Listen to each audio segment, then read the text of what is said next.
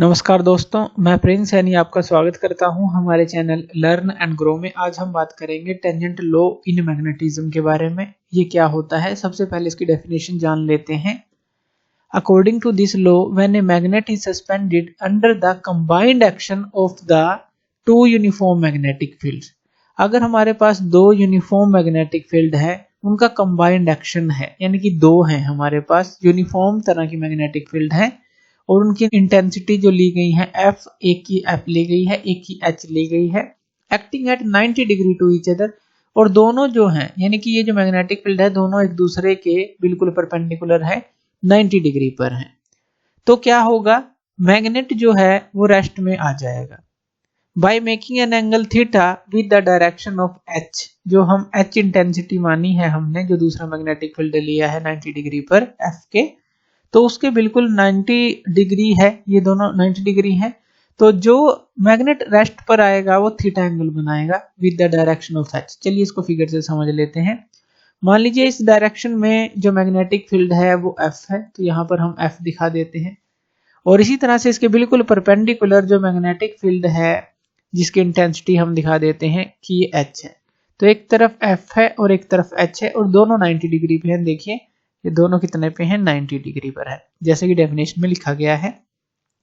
अगर हम इसमें अब एक बार मैग्नेट को रखते हैं, जैसे मान लीजिए एक बार मैग्नेट को आपने रखा, तो इन दोनों के कारण, जो दोनों हमारी मैग्नेटिक फील्ड है इनके कारण ये हमारा टिल्ट करेगा और टिल्ट करके एक जगह पे रेस्ट पे आ जाएगा, या कहीं की स्पिन करेगा, स्पिन करके एक जगह पर रेस्ट पर आ जाएगा। और जब ये रेस्ट पर आएगा, ये हमारा एच के साथ, अब एच ये है, इसके साथ थीटा एंगल बनाएगा। तो यहाँ पर हम इसका एक्सिस ले लेते हैं इस मैग्नेट का, यानी कि इसने जो एंगल बनाया, ये जो एंगल है ये एच है ना, ये एच है, तो इसके साथ ये जो एंगल इसने बनाया, ये एंगल बनाया थीटा। तो यहाँ पर इस डेफिनेशन के अकॉर्डिंग ये हमारे पास फिगर बनती है। अब यहाँ पर ले लेते हैं, देखिए एक साउथ पोल होता है, एक नॉर्थ पोल होता है बार मैग्नेट के अंदर। तो यहाँ पर हम ले लेते हैं साउथ से नॉर्थ पोल की दूरी जो है, मान लीजिए यहाँ पर साउथ है, यहाँ पर नॉर्थ है, तो ये कितनी है, 2L ले लेते हैं। और ईच पोल की स्ट्रेंथ जो है वो हम स्मॉल m मान लेते हैं, चाहे साउथ पोल की ले लें चाहे नॉर्थ पोल की ले लें। तो m हमने मान ली, जो स्ट्रेंथ है किसी भी पोल की मान सकते हैं। और कैपिटल M जो होती है वो क्या होती है, magnetic dipole movement. Magnetic dipole movement जो होती है उसका फॉर्मूला क्या होता है, m इंटू 2L, यानी कि strength of each pole into distance between the जो पोल्स हैं हमारे, साउथ से नॉर्थ कह लीजिए, नॉर्थ से साउथ कह लीजिए। और इसकी जो डायरेक्शन होती है जो मैग्नेटिक डाइपोल मूवमेंट की, वो किस तरफ से किस तरफ होती है, साउथ से नॉर्थ की तरफ होती है। ये सब कुछ हम पहले पढ़ चुके हैं, बेसिक्स में क्लियर कर चुके हैं। अब इसके बाद अगर इस डेफिनेशन के अकॉर्डिंग देखें तो हमारे पास जो एफ होता है, एफ वो होता है एच टेन थीटा के बराबर, एच टेन थीटा के बराबर, इसलिए इसको टेंजेंट लॉ बोला जाता है। देखिए क्योंकि यहाँ पर हमने टेंजेंट थीटा का यूज किया है। अब ये किस तरह से आएगा, चलिए इसको प्रूव हम करते हैं। तो अब देखिए जैसे मैग्नेट है, यहाँ पर अगर हम बात करें दो फोर्सेस हैं, तो इनके कारण से इसके ऊपर कपल लगेगा।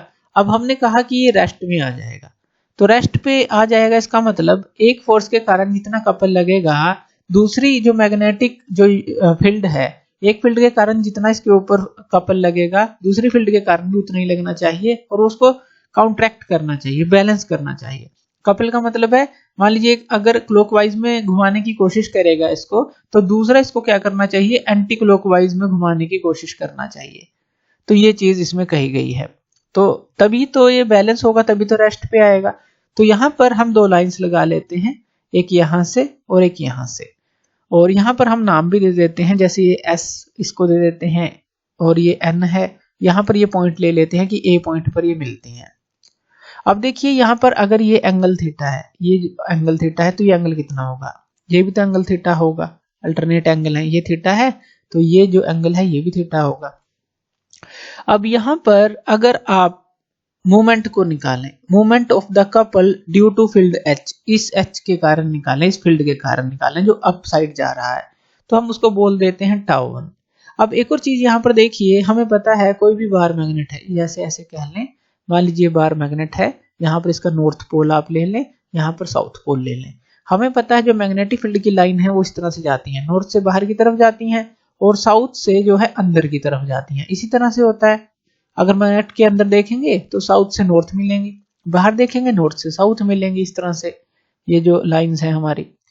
अब यहां पर ये जो एरो दिखा रहा है इसका मतलब क्या है कि ये जो है हमारी नॉर्थ से साउथ की तरफ जा रही है, यानी कि इस तरफ नॉर्थ है, ध्यान दीजिएगा इस तरफ नॉर्थ है इस लाइन के लिए, इस तरफ साउथ है, तभी तो ये एरो जो है इस तरफ है हमारा कि नॉर्थ से साउथ की तरफ ही जाती है हमारी जो मैग्नेटिक फील्ड की लाइन है। इसी तरह से इसके लिए इस तरफ नॉर्थ है और इस तरफ साउथ है, यानी कि नॉर्थ से साउथ की तरफ लाइन जा रही हैं आउटसाइड द मैग्नेट की बात करें जो मैग्नेटिक फील्ड की लाइन होती है। अब इससे ये हमने लिया क्यों है, ये इसलिए लिया है, देखिए जैसे ये साउथ पोल की तरह एक्ट कर रहा है, ये नॉर्थ पोल की तरह एक्ट कर रहा है, इसी तरह से ये साउथ पोल की तरह एक्ट कर रहा है, ये नॉर्थ पोल की तरह एक्ट कर रहा है इस तरफ।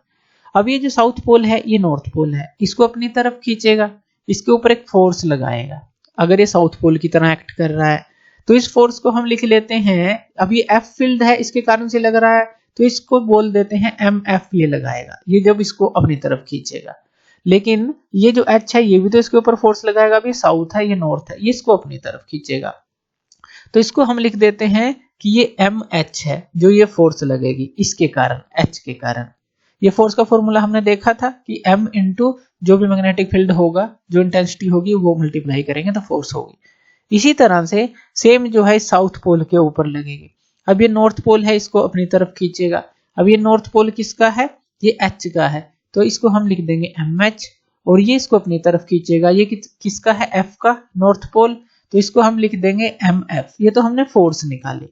अब इस फोर्स के कारण से कपल भी क्रिएट होगा, जैसे ये है या ये है। अब मान लीजिए हम टाउ1 ले लेते हैं, इस एच के कारण से कपल को निकालते हैं।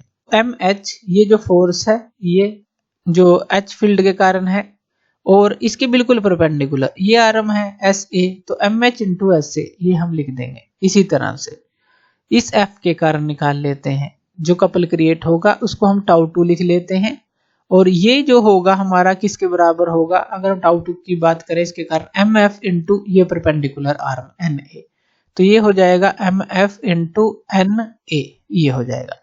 अब देखिए जो M H into S A है वो क्या करेगा, वो कौन सी डायरेक्शन में लगेगा, एम एच इंटू ये जो एस ए है ये हमारा एंटी क्लॉकवाइज डायरेक्शन में लगेगा, इस तरफ घुमाने की कोशिश करेगा। देखिए फोर्स इस तरफ है और परपेंडिकुलर आर्म इस तरफ है, तो इस तरफ घुमाने की कोशिश करेगा एंटी क्लॉकवाइज। लेकिन ये जो एम एफ है और ये परपेंडिकुलर आर्म है ये इसको किस तरफ घुमाने की कोशिश करेंगे, ये इसको क्लॉकवाइज डायरेक्शन में घुमाने की कोशिश करेंगे, तब ये बैलेंस होगा। इसी तरह से यहाँ पर है, ये इसको इस तरफ घुमाने की कोशिश करेगा और ये इसको इस तरफ घुमाने की कोशिश करेगा, तो यहाँ पर देखिए ये बैलेंस हो जाता है कपल जो है।